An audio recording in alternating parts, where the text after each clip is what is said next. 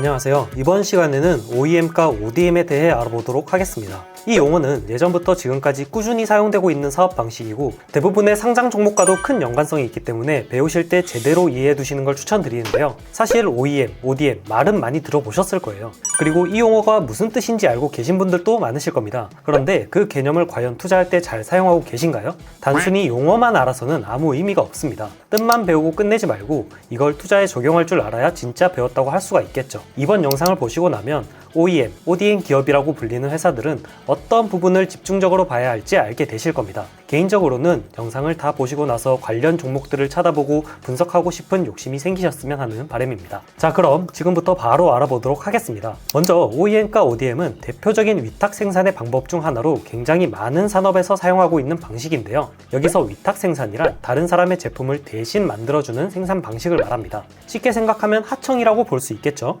먼저 OEM은 주문자 상표 부착 생산 방식을 의미하는데요. 사실 매뉴팩처링이 아니라 매뉴팩처러라고 해서 주문자 상표 부착 생산자가 맞는 표현입니다. 그래서 원래 OEM이라는 건 위탁 생산을 하는 업체를 지칭하는 말인데요. 하지만 우리나라에서는 OEM, ODM 사업을 하는 기업들까지도 생산 방식으로 사용하는 경우가 많기 때문에 이 영상에서도 그냥 생산자가 아니라 생산 방식으로 설명드리도록 하겠습니다. 용어가 어렵게 들리실 수도 있지만 말 그대로 해석해보면 생각보다 간단합니다. 위탁 생산은 당연히 주문자와 생산자로 나뉘는데요. 주문자가 원청이고 생산자는 하청이 되겠죠. 여기서 생산자가 주문자의 상표를 부착해서 생산한다고 해서 주문자 상표 부착 생산 방식이라고 하는 건데요. 제품의 기획과 개발은 모두 주문자가 하지만 제품의 생산은 OEM 업체에게 맡겨서 생산하는 방식입니다. 예를 들자면 아이폰은 애플에서 기획하고 개발했지만 실제로 제품을 생산하는 건 세계 각국에 있는 OEM 업체들입니다. 특히 중국에 있는 공장에서 대부분의 제품을 생산하는데요. 대표적인 애플의 OEM 업체로는 대만의 폭스콘이라는 회사가 있습니다.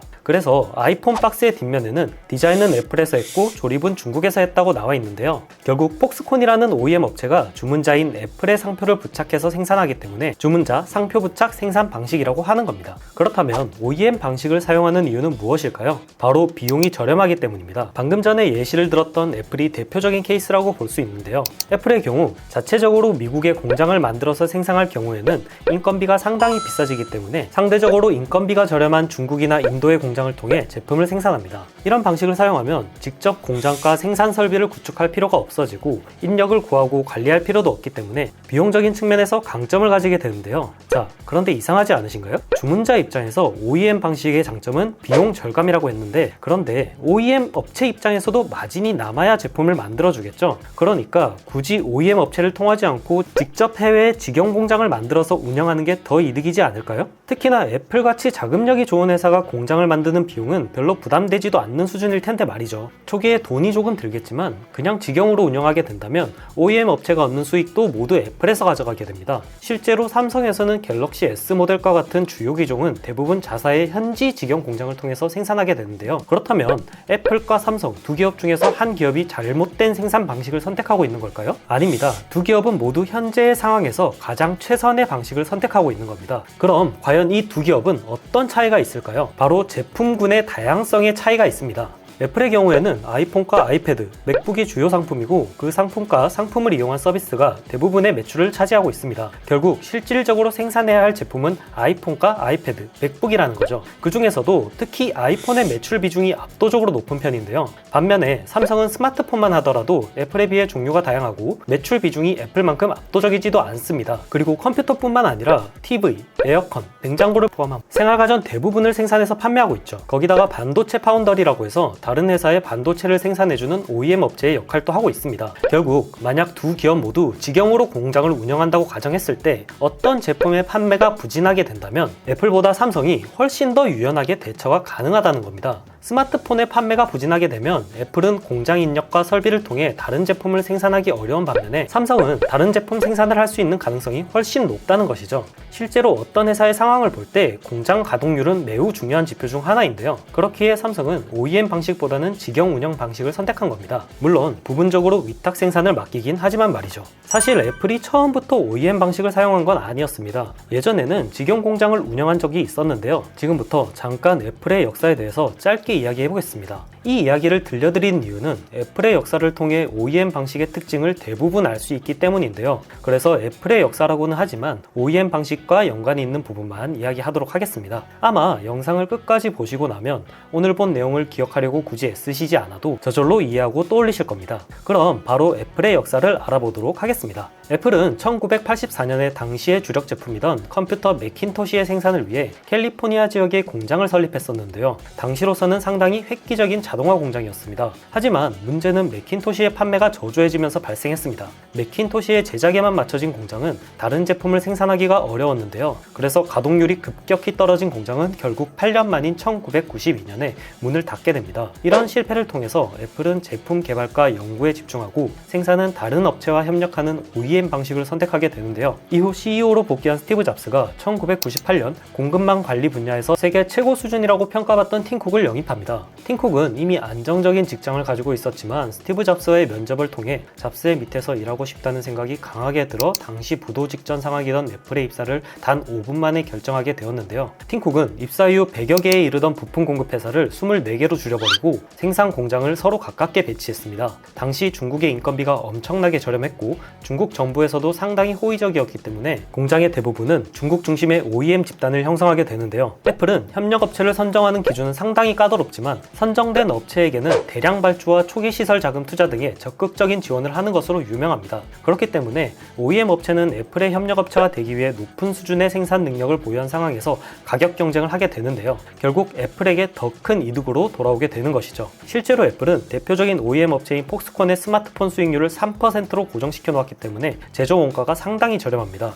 협력업체의 수 조절과 위치 집중을 통해 애플은 재고 유지 기간과 원가를 상당히 줄이는 데 성공하면서 수익성이 크게 개선되었는데요. 현재까지도 공급망 관리를 의미하는 SCM 관리 능력에서 1위 자리를 고수하고 있습니다. 자, 지금까지 애플의 역사를 짧게 살펴봤습니다. 제가 말씀드린 이야기에서 눈여겨볼 부분은 총 3가지입니다. 첫 번째 체크 포인트는 애플의 실패 사례입니다. 사례에서 알 수 있듯이 제품의 기획, 개발, 제작을 한 회사에서 담당했을 때 생산 공장이 특정 제품의 제작에만 초점이 맞춰진 경우에는 그 제품의 판매가 부진했을 때의 타격이 상당히 크다는 점입니다. 이럴 때 주문자가 OEM을 사용한다면 공장에서 감당해야 할 손실을 피할 수 있기 때문에 OEM을 사용하는 이유가 됩니다. 요약하자면 OEM을 사용하는 주문업체의 장점으로는 초기 비용 절감과 리스크 감소 효과가 있다고 할 수 있습니다. 두 번째 체크 포인트는 애플의 OEM 업체 간의 가격 경쟁 사례입니다.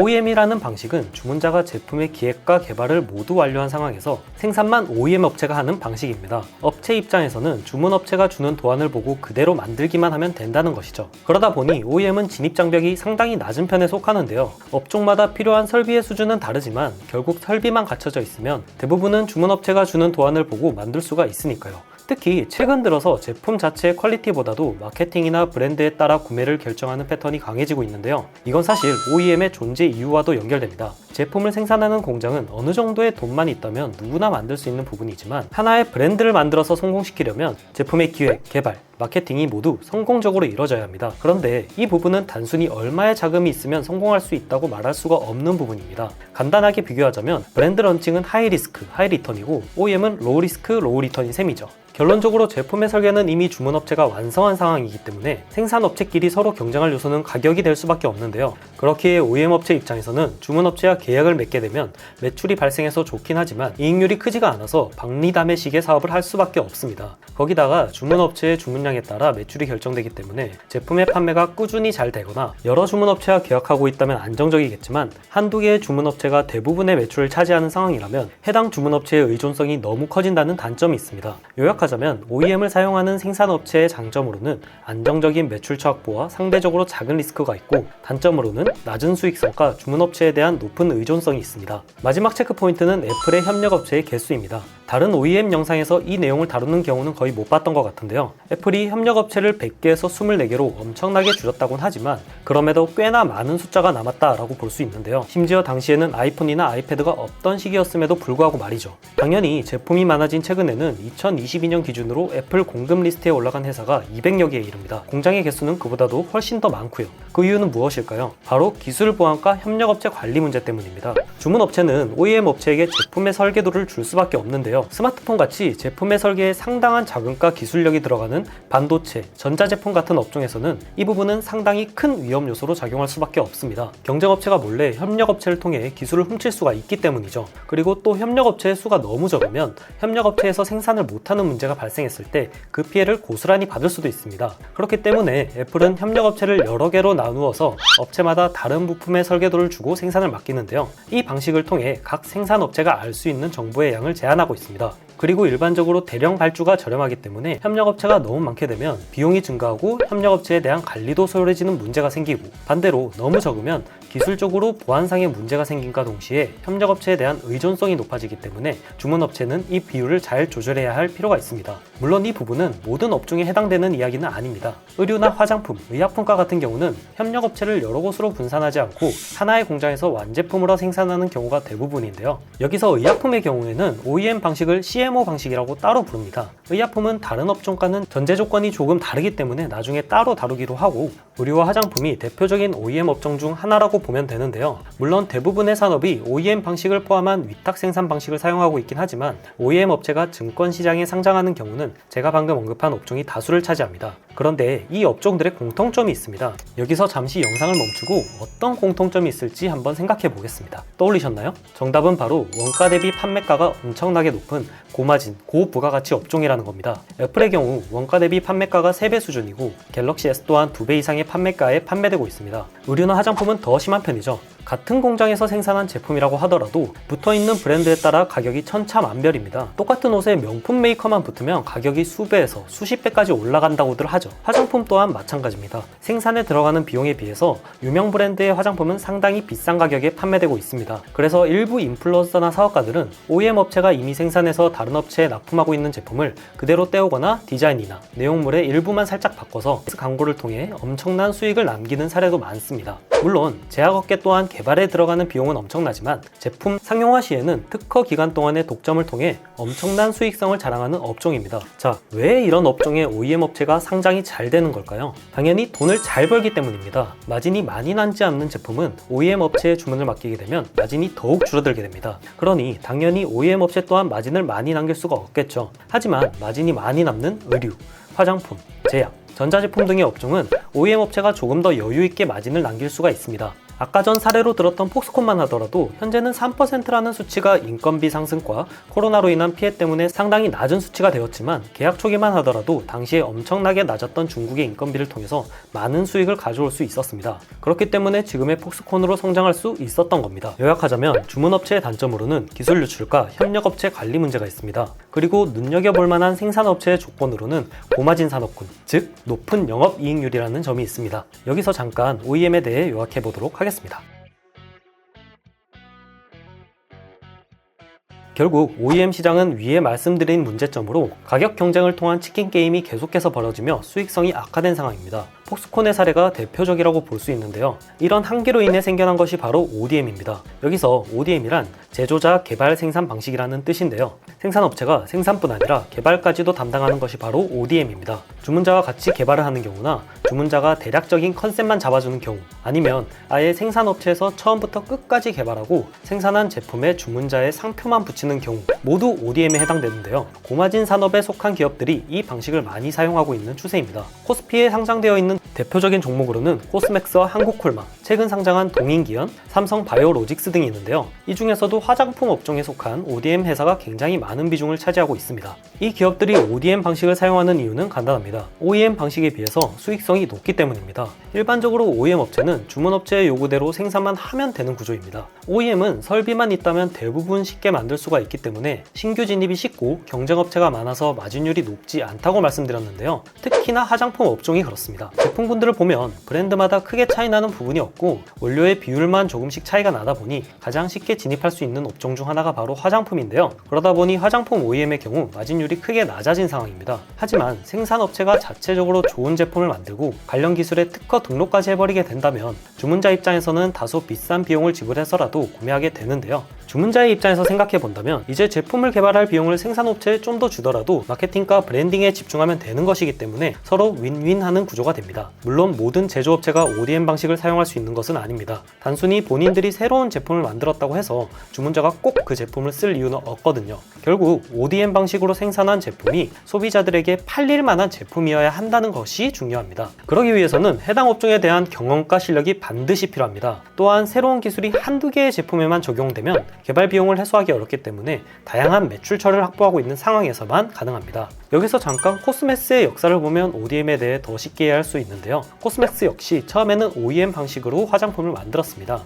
ODM 방식은 10년이 흘러서야 제대로 시작되었는데요. 당시 세계 최대 화장품 업체인 로레알 그룹의 색조 브랜드인 메이블린의 자체 개발 상품을 공급하면서 ODM을 시작했습니다. 10년 동안 꾸준히 생산을 하면서 노하우를 축적했고 다양한 매출처도 확보를 했었습니다. 이 노하우와 그동안의 자체적인 R&D, 매출처를 바탕으로 성공하게 된 거죠. 현재 코스맥스의 파트너사를 보면 국내외를 막론하고 상당히 유명한 기업들이 많이 보이는데요. 이걸 보게 되면 최근 대부분의 화장품 기업에서 ODM 방식을 사용하고 있는 이유를 알 수가 있습니다. 만약 여러분이 화장품 브랜드를 가지고 있다고 해볼게요. 여기서 새로운 립스틱을 개발하는 데 들어가는 비용이 100이고 예상 판매량이 100이라고 해보겠습니다. 그런데 일반적으로 ODM 업체에서는 동일한 비용이 들어가지만 예상 판매량은 100이 넘습니다. 왜냐하면 매출처가 많기 때문에 디테일만 바꿔서 생산하고 여러 업체에 공급하면 되기 때문이죠. 그렇게 되면 ODM 업체의 개발비 비율은 일반적인 브랜드 업체의 비율보다 낮게 됩니다.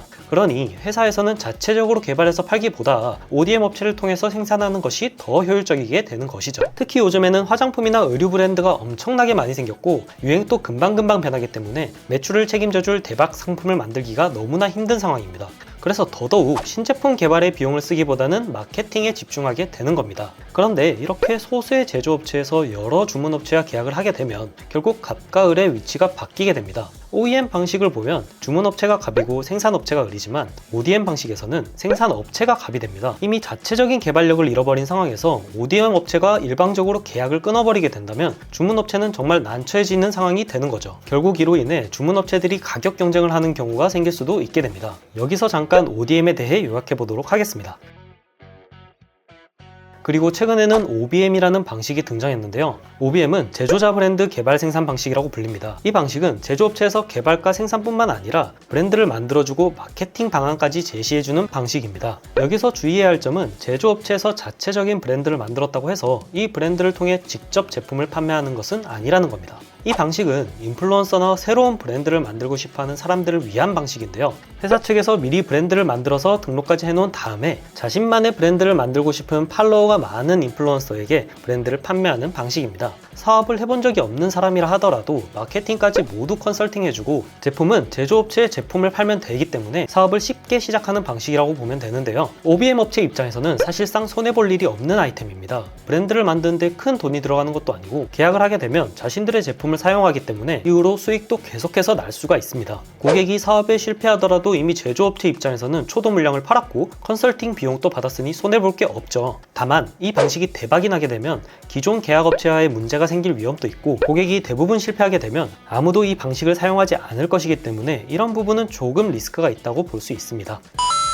결론적으로 OEM과 ODM 모두 주문자의 요구에 맞춰 제품을 생산하는 위탁 생산 방식입니다. 그 중에서도 OEM은 설계도를 받아서 생산만 해주는 방식이고 ODM은 제조업체에서 개발이나 기획까지도 참여하는 방식입니다. 그래서 ODM이 OEM보다 마진율이 더 높습니다. 그럼 이제 우리가 이런 기업들에 투자할 때 어떤 부분을 봐야 할까요? 먼저 이 기업이 OEM 위주인지 ODM 위주인지 확인해 봐야 합니다. 특히 ODM 업체의 경우 대부분 OEM 방식도 병행하는 곳이 많기 때문에 매출에서 ODM 제품의 비중이 어느 정도나 되는지가 중요합니다. 사업보고서나 뉴스 등을 통해서 확인하는 것이 좋은데요. 만약 직접적으로 확인이 어렵다면 사업보고서를 통해 유출을 하면 됩니다. 이 회사의 연구개발비 비중이 매출과 영업이익의 몇 %를 차지하고 있는지 보고 동종업계 대비 영업이익률을 보면 대략적으로 판단이 되는데요. 만약 연구개발비가 많지가 않고 영업이익률 또한 낮은 수준이면 단순하게 OEM 업체라고 생각하면 됩니다. 반대로 연구개발비가 많고 영업이익률이 높으면 ODM 업체라고 생각하면 되는데요. 먼저 OEM 업체의 경우 당연히 제일 먼저 실적을 확인합니다.